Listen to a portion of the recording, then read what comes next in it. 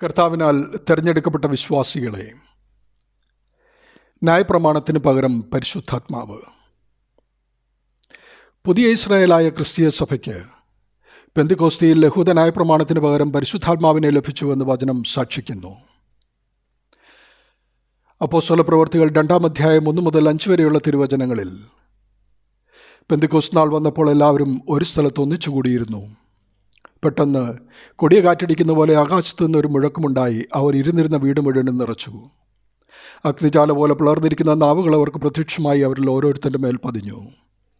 എല്ലാവരും പരിശുദ്ധാത്മാവ് നിറഞ്ഞവരായി ആത്മാവ് അവർക്ക് ഉച്ചരിപ്പാൻ നൽകിയതുപോലെ അന്യഭാഷകളിൽ സംസാരിച്ചു തുടങ്ങി.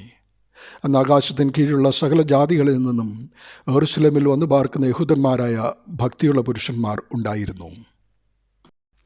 പ്രിയരെ, മാമോദിസ അഥവാ സ്നാനത്തിലൂടെ നമുക്ക് ലഭിച്ച പരിശുദ്ധാത്മാവിൻ്റെ വ്യാപാരത്തെ തിന്മ കൊണ്ട് കെടുത്താതെ വിശുദ്ധ മത്തായിയുടെ സുവിശേഷം 5-ാം അധ്യായം മുതൽ 7-ാം അധ്യായം വരെയുള്ള ദൈവരാജ്യത്തിലെ ജീവിതക്രമം പാലിക്കുകയും ന്യായപ്രമാണം നിയമങ്ങളായിരിക്കുന്നത് പോലെ പരിശുദ്ധാത്മാവെന്ന കാര്യസ്ഥൻ്റെ അഥവാ സ്വർഗരാജ്യത്തിലെ നിയമപ്രകാരം നയിക്കപ്പെടുവാൻ വിശുദ്ധിയോടെ ജീവിക്കുകയും ചെയ്യുക.